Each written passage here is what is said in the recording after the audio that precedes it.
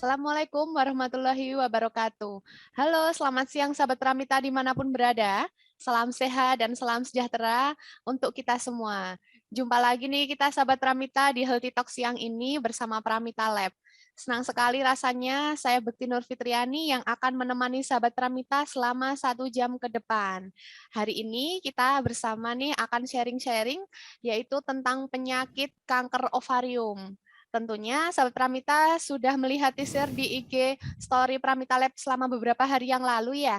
Nah, pastinya juga sahabat Pramita sudah menyiapkan beberapa pertanyaan-pertanyaan yang nantinya akan ditanyakan oleh dokter kita siang ini. Untuk sahabat Pramita yang ingin bertanya, bisa nih nanti ditanyakan langsung melalui kolom komentar yang ada di bawah sini ya. Dan ikuti terus Healthy Talk siang hari ini karena nanti pada saat akhir acara kita akan umumkan 3 orang sahabat Pramita yang beruntung untuk mendapatkan hadiah dari kami, yaitu berupa top up e-wallet senilai masing-masing Rp100.000 dan juga voucher pemeriksaan di Pramita Lab senilai Rp250.000. Voucher tersebut dapat digunakan di Pramita Lab seluruh cabang Indonesia. Oke, sahabat Pramita, tentunya hari ini saya tidak sendirian, karena siang hari ini saya ditemani oleh seorang dokter muda yang ganteng, yaitu Dokter Ardana Windria.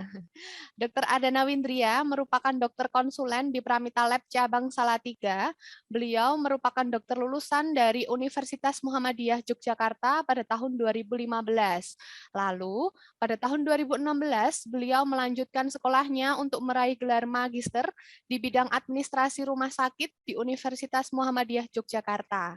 Selain menjadi dokter konsulen di Pramita Lab, Dr. Ardana juga praktek di salah satu RS swasta di Salatiga.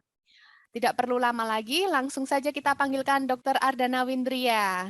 Halo, selamat siang dokter. Bagaimana kabar hari ini? Halo, selamat siang Mbak Bekti. Halo sahabat Pramita dimanapun berada. Senang sekali ya bisa gabung di acara Healthy Talk bersama sahabat Pramita. Alhamdulillah kabarnya baik ya. Ini walaupun Salatiga agak mendung ya dok ya. Iya betul. Tapi semoga hari ini kita tetap di hati yang ceria, yang semangat untuk Healthy Talks yang hari ini ya dok ya. Oke, siap. Nah dok, di awal tadi sudah saya singgung sedikit tentang tema hari ini, yaitu tentang penyakit kanker ovarium. Nah, sebenarnya kanker ovarium itu apa sih dok, dan berapa besar resiko kanker ini menyerang kaum wanita? Oke, kita bicara mungkin paling dasar dulu ya. Jadi kita akan bicara tentang kanker dulu. Jadi kanker, apa sih kanker itu? Mungkin sahabat Pramita sudah pernah tahu ya, dengar ya. Mungkin ada teman atau kerabat atau orang-orang terkenal yang terkena kanker kayak gitu kan. Nah, jadi kanker itu mungkin kita harus kembali lagi ke dasarnya. Jadi kita tahu tuh setiap sel di dalam tubuh kita itu sebenarnya selalu beregenerasi. Jadi sel yang sudah tua nantinya akan secara otomatis dirusak atau dimatikan dan akan digantikan oleh sel yang baru. Nah, pada kondisi yang tidak normal, sel itu tumbuh secara tidak terkontrol dan dia akan terus tumbuh. Nah, kemudian sel ini akan terus tumbuh yang mengakibatkan terjadinya pembesaran dari sel ataupun organ yang ada di tempat itu kayak gitu. Nah, pembesaran inilah yang nantinya akan dinamakan sebagai tumor. Nah, jadi mungkin teman-teman pernah dengar nih tumor jinak, tumor ganas. Nah, apa sih bedanya? Jadi kalau yang tumor jinak, jadi pembesaran atau pertumbuhan sel yang abnormal itu dia masih terlokalisir di sel ataupun organ tersebut kayak gitu. Nah, sedangkan kalau yang ganas apa namanya? Tumor ini secara ganas akan berpotensi menyebar ke bagian-bagian lain dari yang jauh dari lokasi sel tersebut kayak gitu. Jadi tumor ganas inilah yang dinamakan kanker kayak gitu. Nah, untuk kanker sendiri, khususnya kanker ovarium, itu dia tentunya sesuai dengan namanya ya, dia mempengaruhi organ ovarium. Organ ovarium atau bahasa awamnya indung telur. Jadi dia akan mempengaruhi 2 organ kecil ini yang fungsinya memang untuk menyimpan sel telur yang dibutuhkan untuk proses reproduksi ya. Nah, jadi siapapun yang memiliki ovarium ya dia akan berpotensi terkena kanker, dia bisa saja kayak gitu. Tapi memang sebagian besar kanker ovarium itu menyerang untuk usia yang di atas 50 tahun. Dan ada beberapa faktor juga, faktor kecil yang disebabkan oleh faktor keturunan. Nah, untuk kanker ovarium itu sendiri, di dunia memang tingkat kematiannya cukup tinggi ya. Untuk di Indonesia sendiri, walaupun angka pastinya belum diketahui, cuman untuk kanker yang di bagian organ reproduksi wanita, dia salah satu yang terbesar setelah kanker leher rahim atau kanker serviks kayak gitu. Berarti kalau kanker itu sendiri itu karena ya memang setiap sel itu kan bergenerasi ya dok ya, mengganti yang sel lama menjadi yang sel baru. Nah kalau kanker itu karena selnya itu regenerasinya terlalu banyak dan abnormal dan menyerang di ovarium atau indung telur, makanya menjadi kanker ovarium sendiri gitu ya dok ya. Ya, kurang lebih sih seperti itu. Itu ya dok ya. Lalu dok untuk penyebab dari kanker ovarium itu apa sih dok? Oke, jadi kanker ovarium itu, kanker ya pada umumnya itu terjadi ketika DNA suatu sel, kalau di sini kita bicara kanker ovarium ya sel ovariumnya ya, dia mengalami perubahan atau mutasi.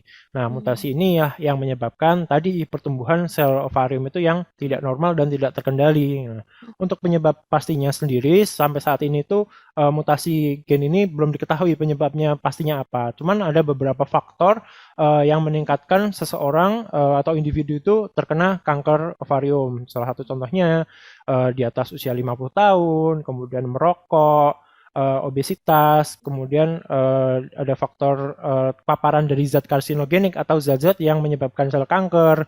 Nah, kemudian ada tadi ya yang faktor kecil seperti ada anggota keluarga yang memiliki riwayat kanker ataupun kanker ovarium. Nah, kemudian ada juga yang disebabkan karena mungkin pernah menjalani radioterapi atau dia mengambil terapi penggantian hormon saat menopause seperti itu. Jadi penyebabnya macam-macam ya dok ya. Apalagi kalau usia di atas 50 tahun itu lebih beresiko, tetapi juga bisa yang belum 50 tahun atau yang belum menopause itu terjangkit.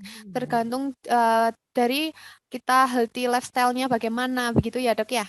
Ya, tidak menutup kemungkinan ya di Iya bawah betul. 50 tahun gitu. Nah dok, setiap penyakit itu kan ada gejalanya masing-masing ya dok ya. Nah kalau gejala dari kanker ovarium itu sendiri, itu apa sih dok? Dan kapan sih kita harus mulai cek ke dokter? Oke, jadi untuk kanker ovarium itu sebenarnya kanker ya secara umum memang jarang menimbulkan gejala pada stadium awal atau awal-awal tahap dari penyakitnya. Nah, oleh karena itu kadang banyak sekali kasus-kasus kanker ovarium maupun kanker yang lain itu terlambat terdiagnosis. Nah, jadi dia tidak terdeteksi sampai berkembang ke stadium yang lebih lanjut atau menyebar ke organ yang lain. Nah, karena gejala-gejala kanker ini kurang lebih hampir sama atau tidak terlalu spesifik, terutama di stadium awal. Jadi dia bisa menyerupai gejala dari penyakit yang lain kayak gitu. Beberapa gejalanya yang tentunya karena ini kanker di organ kewanitaan ya tentunya ada masalah di organ kewanitaannya. Jadi misalnya nyeri saat berhubungan, kemudian perdarahan di jalan lahir, perubahan siklus menstruasi, kemudian karena kanker ini dia sebagai pembesaran atau tumor, ya mungkin ada masalah juga, misalnya perutnya jadi membesar, kemudian dia juga sakit pinggang, perutnya bengkak, sering kembung, kemudian karena benjolan ini dia menekan ke kandung kemih, jadi pasien jadi sering buang air kecil, bahkan sampai ke keluhan-keluhan yang sifatnya kronis, biasa ditemui di penyakit kronis, misalnya penurunan berat badan, kemudian bengkak-bengkak seperti itu. Kalau gejalanya masih tergolong umum ya dok, maksudnya kan seperti ada perdarahan di jalan lahir, lalu menstruasinya yang tidak teratur, perutnya kembung, itu kan masih umum ya dok. Cuman kalau misalkan sudah uh, berhari-hari, berminggu-minggu, bahkan berbulan-bulan nih patut warning ya dok ya. Segera Iya. lakukan langsung konsultasi ke dokter, ini ada apa ini sebenarnya gitu ya dok ya. Betul. Nah, Jadi kalau misalnya ada pasien nih, dia mengalami gejala kan itu kan gejalanya kurang lebih hampir sama ya, sama penyakit-penyakit yang lain kayak gitu. Jadi kalau memang gejalanya sudah bertahan sudah lama ya, jadi sudah 2 mingguan, kemudian sudah mendapatkan terapi atau sudah minum obat, tapi kok belum ada perbaikan yang secara pasti kayak gitu, memang lebih baik memeriksakan dirinya kayak gitu. Nah, setelah kita cek ke dokter, pemeriksaan apa aja sih dok untuk mendeteksi atau untuk mendiagnosis dari penyakit ini? Baik, kalau pemeriksaan kita bagi ya menjadi satu tes screening atau deteksi dini, dan kemudian selanjutnya adalah untuk diagnosis kayak gitu. Nah, dua tes yang paling sering digunakan untuk tes screening yang pertama itu tes darah.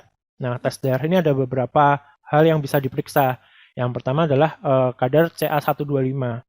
Kadar CA125 itu, jadi CA125 itu adalah suatu tumor marker ya, atau penanda tumor. Jadi ketika ada pembesaran atau ada tumor di bagian ovarium, dia akan meningkatkan kadar CA125 yang ada dalam tubuh kita kayak gitu.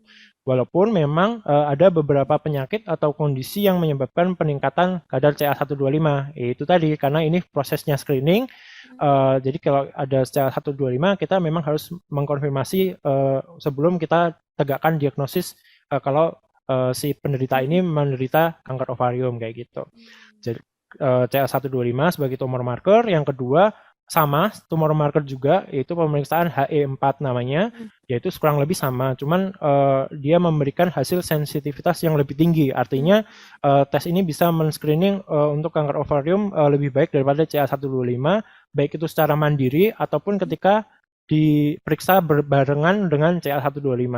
Nah, kalau misalnya ada peningkatan nih di kadar HE4 atau CA125, mungkin tes screening yang lain yang bisa dilakukan adalah tes USG kayak gitu. Jadi untuk sahabat Pramita yang mungkin sudah pernah mengandung atau melahirkan, ketika periksa ke dokter kandungan tentu pernah dilakukan pemeriksaan USG kan. Jadi USG itu atau ultrasonografi, dia menggunakan gelombang untuk mencitrakan ya. Jadi tes imaging diagnostik atau tes pencitraan diagnostik. Tujuannya untuk memberikan gambaran yang jelas di dalam rongga panggul kayak gitu.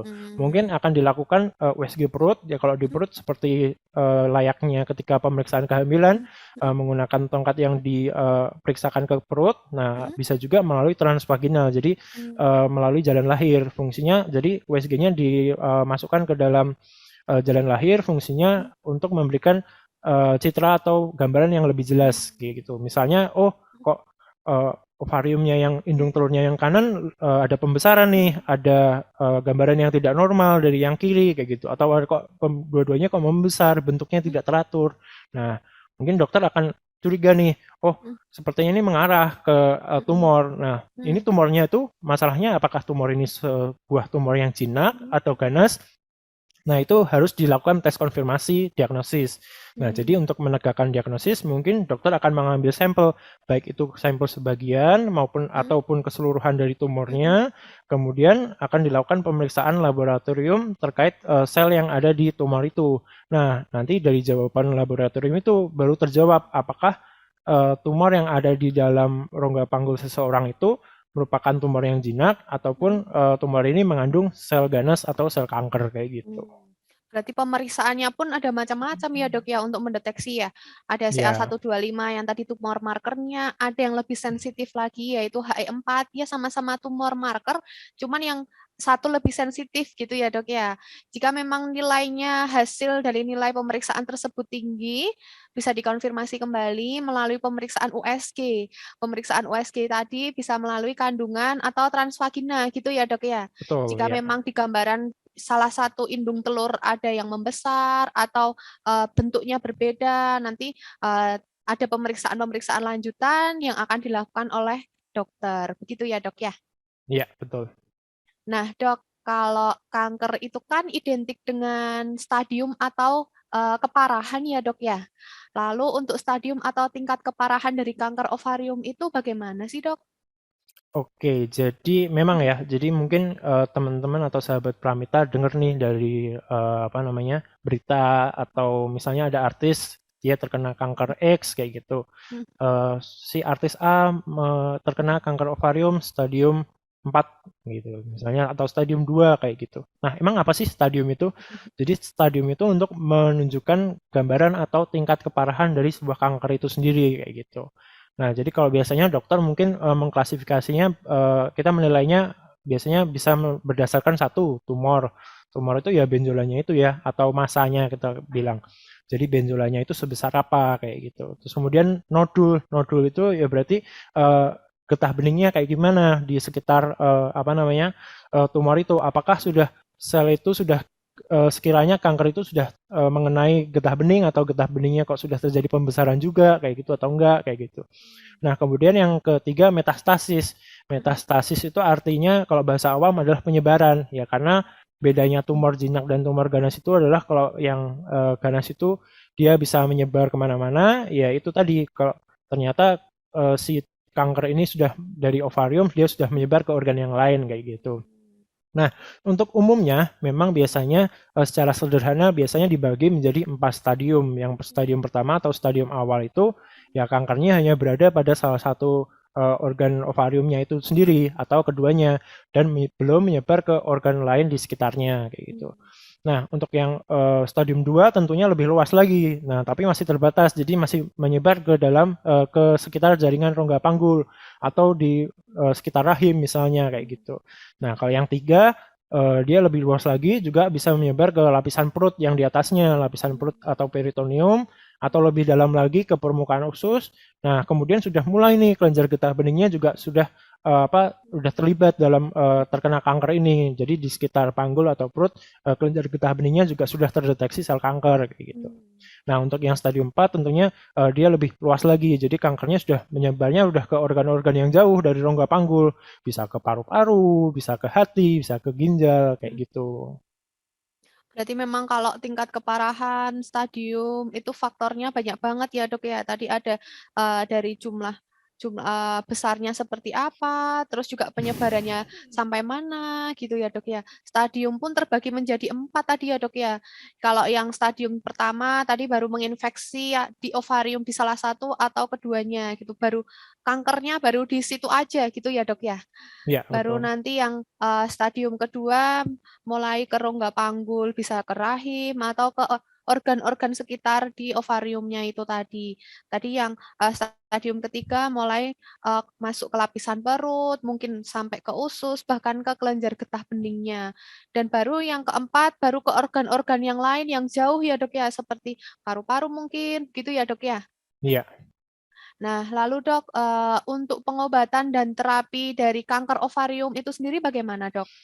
Oke, untuk pengobatan memang bergantung pada stadium kanker, kemudian Hmm. dari kondisi si pasien, kemudian ada beberapa pertimbangan ya, misalnya pada stadium awal si individu ini ingin memiliki anak atau tidak ya, karena ya seperti kita tahu si ovarium itu kan tempat menyimpan sel telur, artinya fungsi utamanya sebagai organ reproduksi. Jadi kalau misalnya memang tidak ingin memiliki anak, ya tentu akan dilakukan pengangkatan. Kalau misalnya ada dua indung telur yang terkena, ya dua-duanya diangkat kayak gitu kan.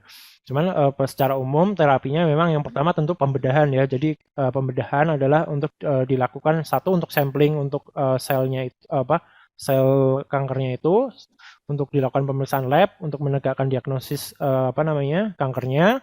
Nah, tapi bisa jadi si pembedahan ini juga dilakukan keseluruhan, maksudnya sekalian ngambil sampel ya sekalian tumornya itu diangkat kayak gitu.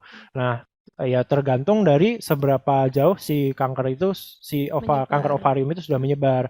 Kalau misalnya sudah terkena ke rahim, ya mungkin akan dilakukan histerektomi atau pengangkatan dari rahimnya, organ rahimnya itu sendiri kayak gitu. Nah, kemudian terapi yang lain, salah satu contohnya adalah terapi radiasi. Nah, terapi radiasi sebenarnya intinya sama, yaitu untuk membunuh si sel kankernya itu. Nah, tapi yang berbeda medianya. Kalau radiasi itu fungsinya dia menggunakan sinar berenergi tinggi untuk menghancurkan sel kanker. Nah, jadi biasanya bisa diberikan pada pasien dengan kanker ovarium stadium awal setelah operasi. Tapi bisa juga diberikan untuk kanker ovarium stadium lanjut, tergantung dari pertimbangan dokter. Nah, tujuannya sama ya, tadi ya menghancurkan sel-sel kanker. Kemudian media selanjutnya adalah menggunakan obat-obatan atau kita sebutnya kemoterapi. Jadi kemoterapi ini adalah penggunaan obat-obatan untuk membunuh sel kanker ya. Jadi prosedurnya bisa dilakukan sebelum pembedahan tujuannya untuk mengurangi ukuran sel kankernya itu sendiri agar lebih mudah diangkat.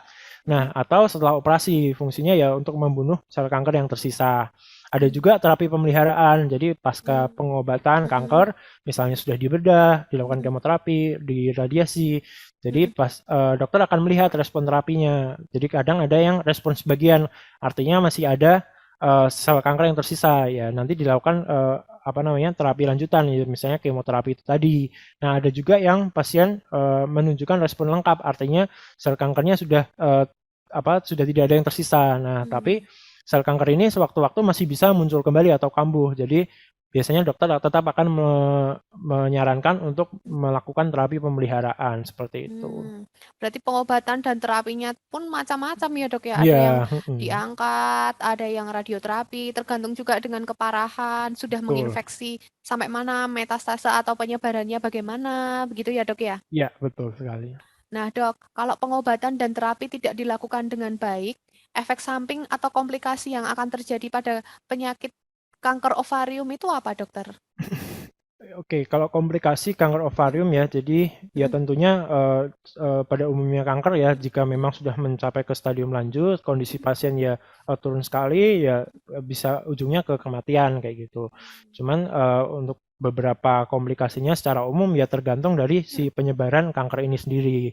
Kalau misalnya kankernya sudah sampai ke tadi permukaan usus ya, tentunya akan menyebabkan resiko lubang di usus itu sendiri, saluran usus, atau kita sebutnya perforasi.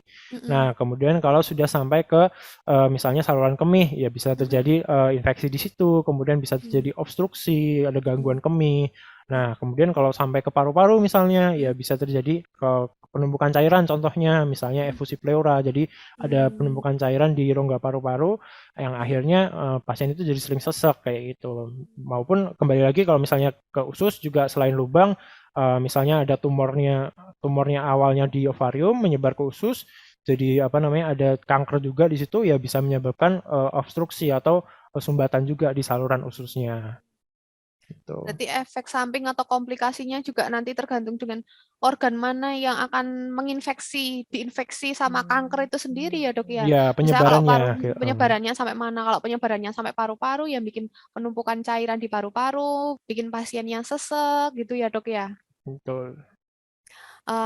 Lalu untuk pencegahan dari kanker ovarium itu bagaimana sih dok?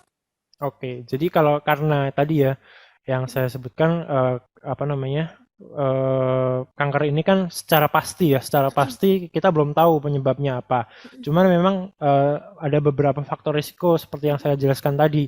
Nah, kita ya tentunya untuk mencegah ya harus menurunkan faktor risiko ini kayak gitu. Atau jika memang ada faktor risiko yang tidak bisa diubah, ya kita harus lakukan pemeriksaan atau deteksi dini secara rutin. Fungsinya ya untuk apa namanya mengetahui kalau misalnya memang ada kanker ya bisa terdeteksi secara cepat, bisa dilakukan terapi lebih awal, hasil keluarannya pun akan lebih baik kayak gitu. Nah, apa saya singgung lagi ya, jadi faktor resikonya salah satunya merokok, ya kita berhenti merokok ya tentunya ya, obesitas, jadi kita menjaga berat badan ideal, kemudian konsumsi makanan yang misalnya yang tinggi antioksidan, kemudian makanan-makanan sehat, berolahraga secara teratur, menghindari paparan zat karsinogenik. Nah, apa sih saya singgung sedikit ya, zat karsinogenik itu apa? Jadi zat karsinogenik itu zat-zat yang bisa menyebabkan kanker kayak gitu. Jadi dia cenderung bisa menyebabkan kanker. Misalnya ya seperti zat-zat kimia yang berbahaya, kemudian salah satunya ya rokok tadi, kemudian misalnya bahkan sinar UV, sinar matahari itu juga bisa menyebabkan kanker. Makanya sifatnya juga karsinogenik. Maupun virus ya, virus itu contohnya kalau misalnya di leher rahim ya di cervix gitu, HPV salah satunya kayak gitu juga. Jadi kalau bisa kita hindarkanlah faktor-faktor yang tadi atau kita turunkan risiko. Misalnya ada faktor risiko yang tidak bisa diubah. Misalnya contohnya kita keturunan ya, walaupun memang resikonya kecil, mungkin sekitar 10% saja, jadi tapi kita kan tetap waspada ya. Jadi kita tetap waspada melakukan deteksi dini atau screening kayak gitu. Berarti pencegahannya ya gaya hidup yang sehat ya dok ya. Iya, Kalau kurang lebih kayak kebiasaannya gitu. merokok ya berhenti merokok, makan makanan yang bergizi, yang sehat gitu ya dok ya. Iya, betul. Apalagi kalau yang mempunyai gen yang sebelumnya pernah terinfeksi kanker, berarti harus lebih warning lagi, lebih memperhatikan lagi tentang kesehatan dirinya, gitu ya dok ya. Iya. Nah, sebagai tambahan informasi nih sahabat Ramita, pemeriksaan yang tadi disampaikan oleh Dokter Adana, ada CA125, ada HE4, ada USG kandungan, sudah tersedia di Pramita Lab seluruh cabang Indonesia. Jadi, jika sahabat Pramita ingin melakukan screening, melakukan cek awal lebih dini, itu bisa dilakukan di Pramita Lab seluruh cabang Indonesia. Atau misalkan nih sahabat Pramita, nggak mantep sama pemeriksaannya yang tepat, apa nih kira-kira mau konsultasi dulu, bisa langsung konsultasi dengan dokter konsulen kami di Pramita Lab. Nah, apabila sahabat Pramita ingin mempermudah registrasi, nggak pengen antri, pengen cepet aja lah di Pramita, langsung aja bisa melalui daftar nih melalui Pramita Mobile. Juga bisa mendapatkan informasi-informasi kesehatan dengan mengakses di IG Pramita Lab di akun @pramitalab.id atau website kami di pramitalab.co.id. Baik sahabat Pramita, ini ada pertanyaan juga nih dok dari saya sendiri karena kanker ovarium itu kan menyerangnya kaum wanita ya dok ya, karena Iya. organ ovarium itu yang mempunyai ya hanya kaum wanita, jadi saya sendiri kepo-kepo tentang kanker ovarium. Sebenarnya nih dok, kalau orang yang sudah pernah terdiagnosis menderita kanker ovarium, apakah pasien tersebut dapat dinyatakan sembuh dari penyakit kanker ovarium itu, dok? Oke, ya memang agak tricky ya atau agak sulit juga ya. Tapi memang kalau sudah dibawa ke ranah penyakit kanker, istilah sembuh itu tidak sesederhana itu Mbak Bekti. Jadi dokter kadang memberikan sudut pandang mengenai kemungkinan kanker itu bisa kambuh kembali. Nah, memang karena tidak ada jaminan apakah kanker itu bisa sembuh total atau dia selamanya hilang atau dia mungkin muncul kembali kayak gitu. Ya alasannya karena beberapa jenis sel itu untuk alasan yang tidak kita ketahui bisa saja mengendap ke dalam tubuh, kemudian suatu saat terjadi mutasi atau perubahan tadi yang menyebabkan sel itu tumbuh, membelah diri, kemudian berkembang jadi tumor yang baru kayak gitu. Nah itu sebabnya sih dokter biasanya jarang sekali menyebut pasien itu sembuh total. Nah bahkan ketika setelah operasi kanker misalnya, kan beda ya kalau misalnya seperti usus buntu. Usus buntu ada radang di usus buntu, dilakukan operasi usus buntu, ya selesai masalahnya karena memang lokasinya hanya di situ dan itu infeksinya sudah teratasi. Cuman kalau biasanya setelah operasi kanker, misalnya ada kanker survivor yang sembuh dari gejala-gejalanya, sudah tidak dialami lagi, tapi ada juga yang masih merasakan gejalanya. Jadi di sisi lain tidak menutup kemungkinan sempat sembuh juga, cuman beberapa waktu kemudian sel itu muncul kembali atau berkembang kembali. Mungkin kata yang lebih lazim daripada sembuh, biasanya dokter menyebut pemulihan penyakit kanker itu dengan remisi. Nah, jadi artinya gejala-gejala kankernya sudah hilang, sel kankernya secara ini tidak terdeteksi lagi, cuman bukan berarti sembuh total karena ada kemungkinan remisi ini si kankernya itu selnya tumbuh kembali menjadi tumor yang baru kayak gitu. Jadi memang kalau dinyatakan sembuh total itu ya kemungkinannya kecil karena kita nggak tahu ya dok ya, ke depannya sel itu akan tumbuh lagi atau enggak, menginfeksi kembali atau enggak, begitu ya dok ya? Betul. Nah, oke dokter, ini sepertinya sudah banyak sekali pertanyaan-pertanyaan yang masuk dari sahabat Pramita. Tetapi sebelum kita menjawab pertanyaan-pertanyaan dari sahabat Pramita, kita saksikan terlebih dahulu video yang satu ini. Tetap bersama kami sahabat Pramita.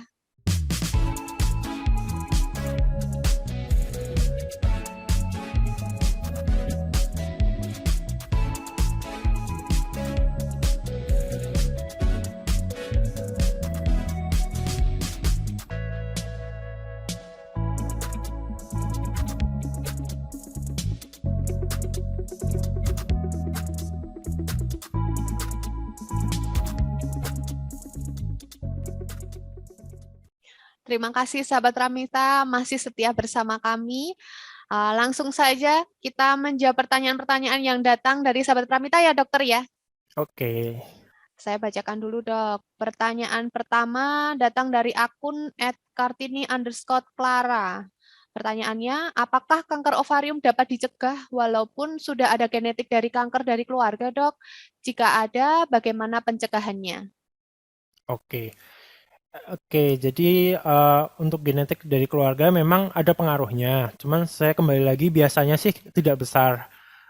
Kadang ada yang menyebut sekitar kurang dari 10% saja faktor genetik itu berperan kayak gitu. Mm-mm. Memang biasanya lebih besar malah apa namanya yang disebabkan oleh mutasi gen yang dari luar. Hmm. Jadi disebabkan oleh faktor-faktor risiko yang saya sebutkan tadi. Ya tentunya Mm-mm. pencegahannya adalah menurunkan faktor risiko. Nah, tapi memang yang paling banyak itu adalah Mm-mm. faktor risiko karena paparan zat karsinogenik ya.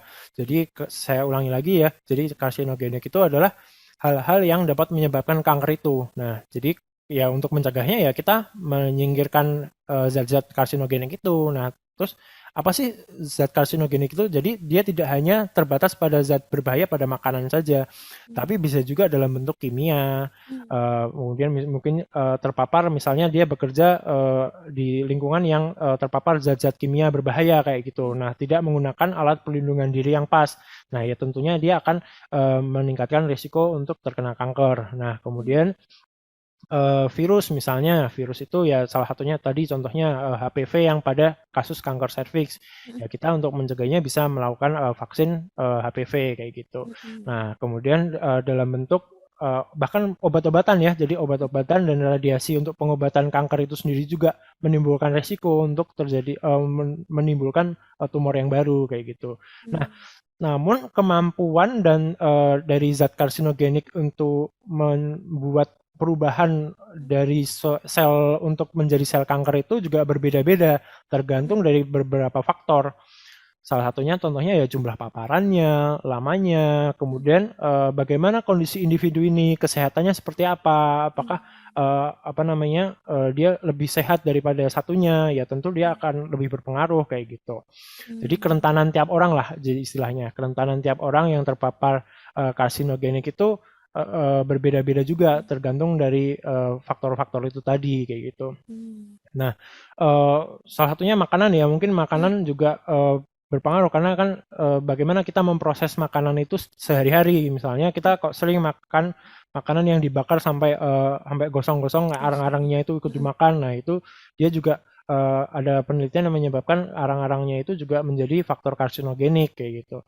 Atau Mm-mm. misalnya kita sering menggoreng, nah kemudian minyaknya itu digunakan berkali-kali sampai hitam kayak gitu, itu juga ada menjadi faktor yang karsinogenik atau paparan luar yang bisa menyebabkan kanker. Nah, memang apa namanya faktor penurunan ada perannya juga kayak gitu. Cuman kita karena kita tidak bisa merubah itu, ya kita tentunya merubah hal yang masih bisa kita cegah atau kita rubah kayak gitu. Salah Mm-mm. satunya ya contohnya adalah kebiasaan kita gitu. Berarti memang kalau sebelumnya di keluarga atau di keturunannya sudah ada yang pernah terinfeksi kanker, harus harus lebih concern, lebih waspada, lebih memperhatikan lagi ya dok ya tentang itu, Ya, ya tentang healthy lifestyle-nya diperhatikan kembali, lebih lebih mawas diri gitu ya dok ya. Dan Mm-mm. ini ya, apa kalau misalnya sudah memiliki faktor risiko, misalnya kita bekerja di lingkungan yang tadi tuh terpapar zat Mm-mm. karsinogenik. Mm-mm.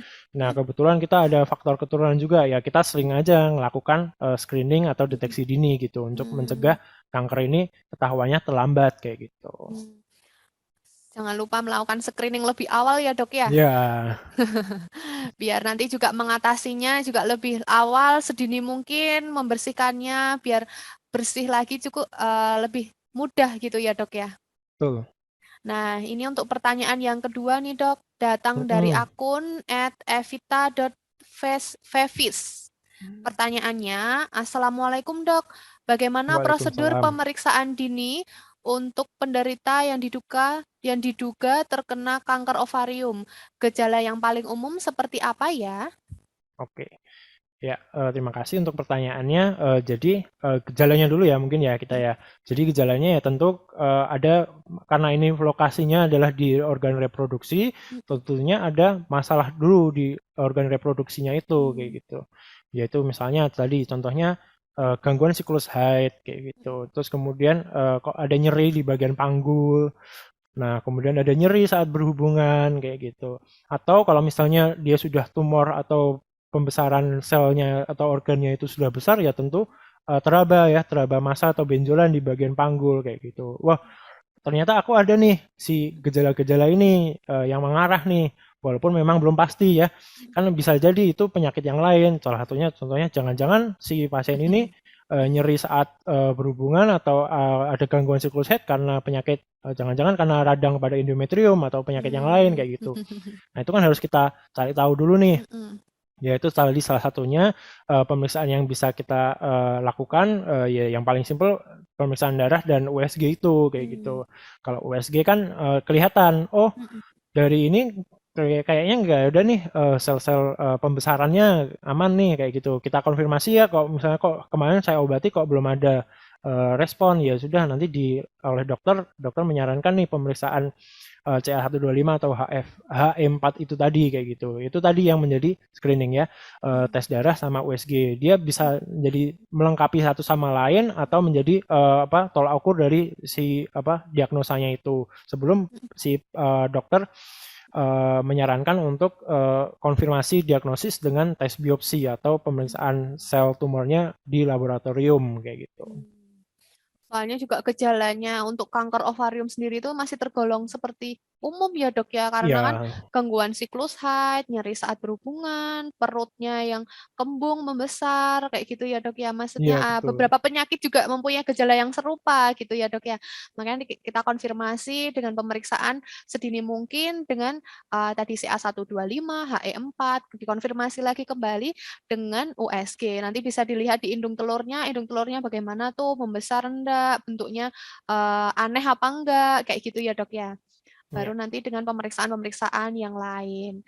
Nah, pertanyaan selanjutnya nih dok, datang dari akun @a.ricatur. Untuk pertanyaannya, dok, jika ibu hamil didiagnosis terkena kanker ovarium, tes dan langkah pengobatan apa saja yang harus dilakukan? Dan apa saja efek kanker ovarium pada janin? Oke, ya ini pertanyaan bagus ya. Jadi mungkin nggak si penderita kanker ovarium itu masih hamil lagi kayak gitu untuk Posisi memiliki hamil gitu ya dok? ya posisi keterangan. Ya masih mungkin sekali ya, karena kan misalnya endung telurnya yang terefek masih satu, yang satunya masih bagus atau masih ada sel telur yang terproduksi yang masih bagus kualitasnya kayak gitu kan, karena proses hamil dan pembesaran janin itu kan posisinya di rahim ya, bukan di indung telur. Nah, jadi bisa saja si pasien dengan kanker ovarium itu saat itu hamil bisa saja. Nah, biasanya pertimbangannya banyak sekali ya untuk metode terapinya atau pertimbangan untuk melakukan tata laksananya kayak gitu. Biasanya kembali lagi sih ini pasti akan dikembalikan ke dokter spesialis kandungannya kayak gitu. Nah, apakah si kondisi pasiennya ini masih bagus kayak gitu. Kalau misalnya masih di stadium awal dan ternyata kehamilannya masih dipertahankan ya mungkin dokter akan memberikan terapi yang aman untuk hamil kayak gitu. Nah, terapinya apa ya macam-macam. Salah satunya ya tadi contohnya kemo pada saat trimester tertentu kayak gitu. Mungkin saat trimester awal tidak disarankan, tapi mungkin untuk yang trimester-trimester selanjutnya dokter kembali lagi pertimbangannya ya risk dan benefitnya, artinya keuntungan dan kerugian mengambil suatu terapi itu. Kalau memang ternyata keuntungannya lebih tinggi ya tentu dokter akan menjalankan terapi itu. Ya jadi kembali lagi kita tidak bisa menyamakan. Nah tergantung dari satu kondisi pasien, kemudian stadiumnya atau tingkat keparahannya dari si kankernya itu, kemudian posisi kehamilannya juga, pertimbangan-pertimbangan sosial, misalnya ternyata si pasien ini dia memang dia belum memiliki keturunan, jadi masih ingin hamil ya sudah, jadi kita pertahankan tuh indung telurnya, tidak diambil dulu, tidak diangkat kayak gitu. Mungkin untuk tes screeningnya masih sama ya dok ya, dengan Ya, CA125, dengan HE4, dengan ya USG, ya begitu ya, kurang kurang lebih lebihnya sama. sama ya dok ya. Cuman untuk pengobatan dan juga untuk efek dari kanker ovariumnya itu sendiri, pengobatannya apalagi ya dok ya, karena itu masih ada janinnya, nanti bisa konsultasi dengan dokter obgynnya dan juga langkah apa yang baiknya dilakukan gitu ya dok ya. Tuh. Nah, Dok, pertanyaan selanjutnya datang dari akun @rituanmuhammad304. Pertanyaannya, apakah kanker ovarium ini disebabkan oleh hubungan seks yang kurang higienis dan kurang bersih, Dok? Oke, jadi multifaktorial ya. Cuman biasanya kanker ini kalau misalnya murni di undung telur, biasanya dia memang disebabkannya lebih ke mutasi genetik yang disebabkan oleh paparan dari luar itu. Ya salah satu contohnya itu tadi zat-zat karsinogenik, kemudian apa namanya terapi penggantian hormon kayak gitu saat menopause atau dia radioterapi kayak gitu. Biasanya, tapi tidak menutup kemungkinan memang karena ya kita itu tadi kembali lagi tidak tidak ada bukti yang pasti apa sih penyebab pasti si kanker ovarium ini kayak gitu. Cuman memang memperbesar kemungkinan ya. Karena kalau misalnya hubungan yang tidak maksudnya tidak higienis itu saya mengartikannya misalnya terinfeksi salah satu virus misalnya HPV kayak gitu.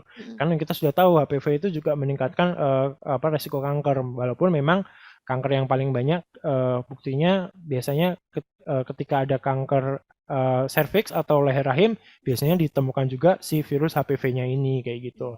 Untuk angka pasti hubungan antara virus atau apa yang disebabkan oleh penyakit atau infeksi menular seksual terhadap kanker ovarium, saya masih belum menemukan ininya sih angka pastinya kayak gitu. Jadi tapi ya memang sebisa mungkin sih kalau kita menerapkan gaya hidup sehat, jadi kita menghindari hal-hal seperti itu juga kayak gitu. Yang penting kita tetap menjaga untuk gaya hidup bersih dan sehat gitu ya dok ya. Betul. Untuk menjaga biar tidak hal-hal yang tidak diinginkan itu terjadi gitu ya dok ya. Nah dok, pertanyaan selanjutnya nih dari akun @lala_siregar17. Pertanyaannya, tipsnya dok untuk hidup sehat dan menjadi wanita tak malas untuk peduli kesuburan, bagaimana dok? Apa saja tipsnya? Oke, ya ini ini sebenarnya saya kembalikan lagi ya ke wanita-wanita ya. Cuman ya pasti secara standar ya, maksudnya secara standar itu gaya hidup bersih yang sehat ya kita satu tentunya konsumsinya dulu. Kita jadi apa namanya apa yang kita makan itu apa yang mencerminkan diri kita kayak gitu. Jadi apa namanya kita menanamkan apa namanya mindset seperti itu. Jadi kita kalau mau sehat ya tentunya makan makanannya yang kita pilih yang lebih sehat kayak gitu. Bisa kita hindari tuh seperti makanan-makanan cepat saji, junk food ya kalau mau mah boleh ya sekali-sekali. Cuman kalau misalnya jadi ketergantungan setiap hari harus makan seperti itu ya tentunya tidak baik ya, dan menimbulkan ya tidak hanya kanker tapi efek-efek penyakit yang lain kayak gitu. Nah, kemudian setelah makanan ya kita aktivitasnya. Jangan kita hidup itu sedentary. Maksudnya sedentary itu ya kita cuma duduk aja berangkat bangun tidur, berangkat kerja di kantor cuma duduk, pulang capek tidur. Nah, itu kan aktivitas tubuhnya jadi terbatas. Ya kita tentunya harus mengalokasikan waktu kita untuk melakukan aktivitas fisik kayak gitu. Nah, kemudian paparan-paparan dari luar ya baik itu lingkungan maupun kebiasaan misalnya merokok kayak gitu ya. Tentunya kita sudah tahu kan di bungkusnya rokok juga sudah ada bilang si rokok ini menyebabkan kanker. Ya udah kita baca aja tuh udah sadar kan. Ya udah kita tidak apa jangan merokok kayak gitu. Ya kurang lebih sih seperti itu. Nah, kalau yang apa namanya untuk kesuburan ya, jadi ya tentunya kita harus menjaga kebersihan dan kesehatan di daerah sekitar rongga panggul ya, contohnya kayak gitu. Ya kebersihan kita mulai dari yang paling simpel aja sih. Jadi misalnya apa namanya ketika jangan sampai terjadi infeksi di situ kayak gitu. Jadi ya kalau misalnya lembab ya kita apa harus sering apa menjaga jangan sampai lembab kayak gitu. Kemudian Mengganti pembalut gitu ya dok ya. ya kemudian terapkan juga apa namanya hubungan itu yang sehat. Maksudnya ketika hubungan itu beresiko ya kita harus mencegahnya kayak gitu. Ya ibaratnya kita harus ada me time juga ya dok ya. Tidak melulu kerja, bangun tidur kerja capek pulang, bangun tidur kerja capek Iya, pulang. Monoton ya, seperti itu juga tubuh itu butuh me time untuk olahraga, ya untuk betul. jalan-jalan gitu ya dok Iya. ya. Ya, tapi me Makan time-nya jangan makan makanan yang ini nggak makan sehat ya. makanan yang junk food sama aja ya dok ya. Iya, Me time-nya ganti olahraga, yoga gitu ya dok ya. ya, Kalau junk food mah sesekali boleh, cuman kalau setiap hari jadi kebiasaan ya dok ya. betul betul. Nah ini pertanyaan selanjutnya datang dari @afrifahnur_afida. Pertanyaannya, berapa lama dok kanker ovarium ini menyerang? Apakah siklus haid bisa jadi pertanda bahwa kita sehat dan subur dok? Oke, iya. Jadi kita ngomongin siklus haid dulu. Jadi siklus haid itu tiap wanita memang beda-beda ya. Tiap wanita ada yang siklus haidnya 28 hari dan lain sebagainya lah kayak gitu kan. Nah, cuman ketika ketidakteraturan dari siklus haid itu multifaktorial ya. Jadi faktornya banyak sekali. Apa yang menyebabkan si haid itu dia jadi tidak terkontrol kayak gitu. Salah satunya ya hormon ya. Jadi ada gangguan hormon. Hormon itu kan penyebabnya juga banyak. Misalnya ya memang ada penyakit di situ atau memang ada stres. Nah, itu juga mempengaruhi nih produksi atau regulasi dari hormon itu kayak gitu. Nah, jadi untuk ya memang kalau misalnya apakah siklus haid teratur itu sehat? Ya kurang lebih berarti hormonnya kan teratur dengan baik kayak gitu. Jadi bisa jadi indikator awal, tapi kan tidak hanya itu, ada faktor-faktor yang lain kayak gitu. Nah, kemudian kalau misalnya berapa lama si kanker ovarium itu menginfeksi, ya beragam karena tergantung dari itu tadi kerentanan masing-masing. Jadi jumlah paparan zat-zat karsinogenik, kemudian dari kondisi si individu itu dia individu yang sehat enggak. Nah, kalau individu yang sehat tentunya mungkin progresivitasnya tidak secepat orang-orang yang dengan ya saya tanda kutip ya gaya hidupnya tidak sehat kayak gitulah.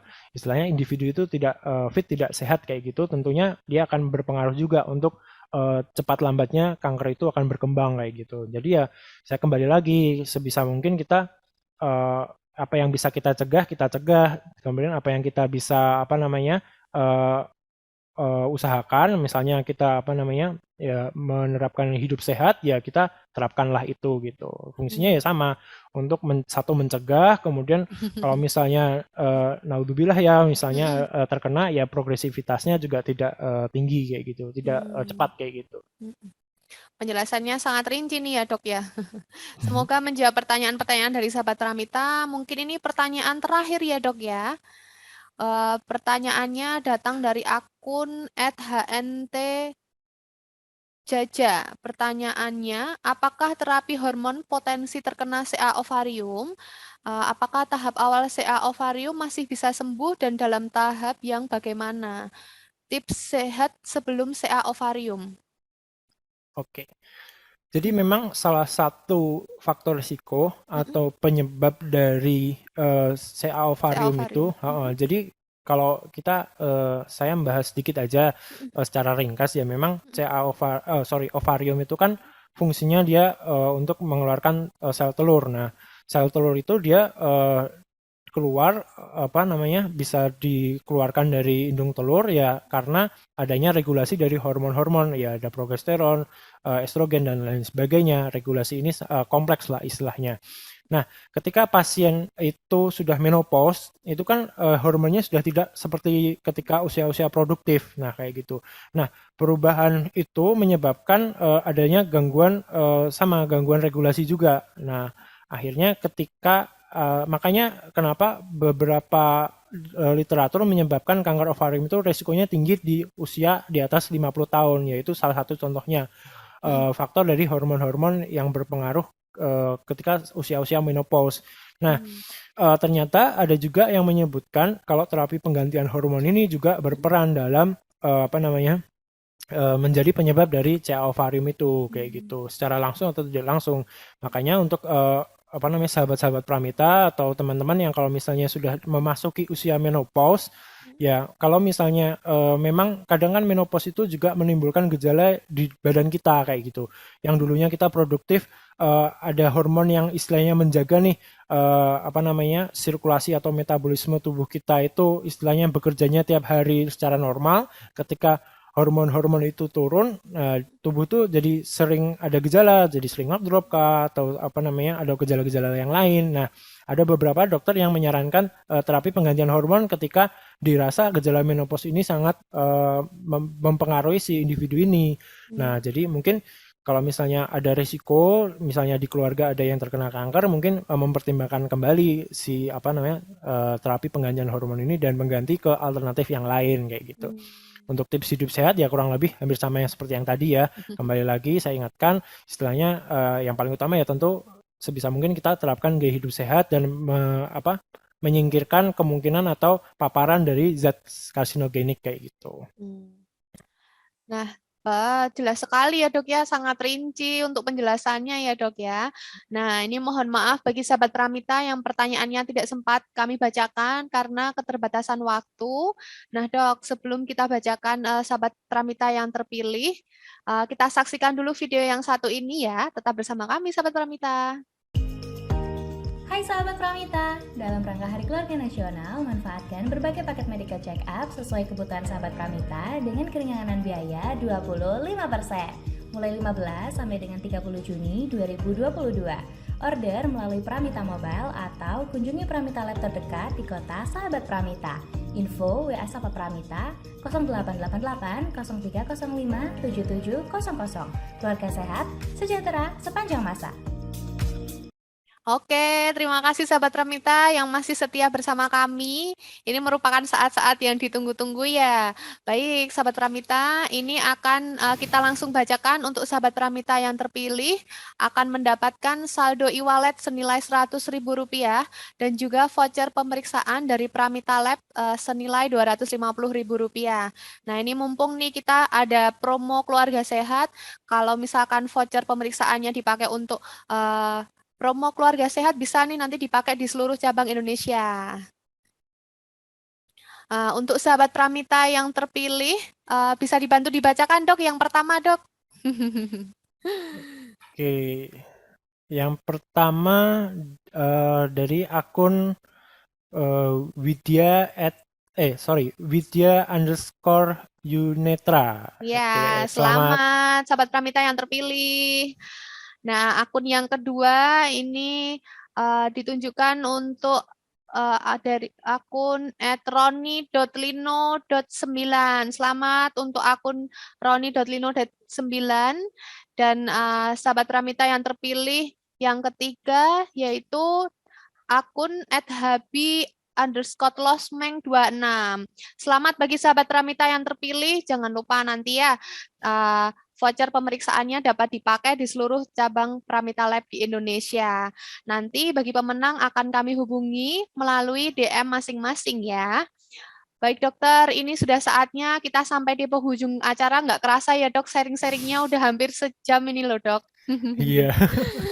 Nah, silahkan dok bisa disampaikan untuk kesimpulan hari ini dok.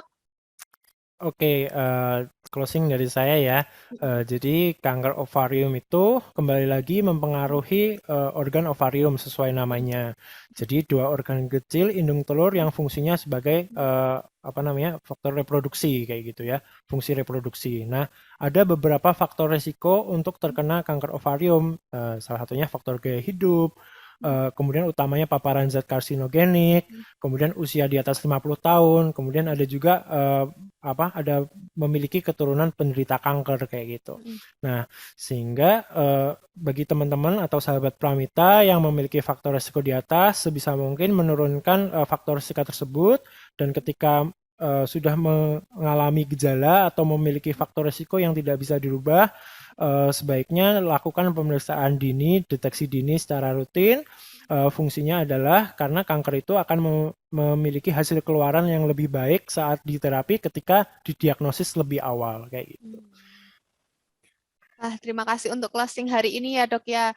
Memang kanker ovarium itu sedikit tricky ya dok ya, karena apalagi untuk kaum wanita yang mempunyai organ ovarium ya dok ya.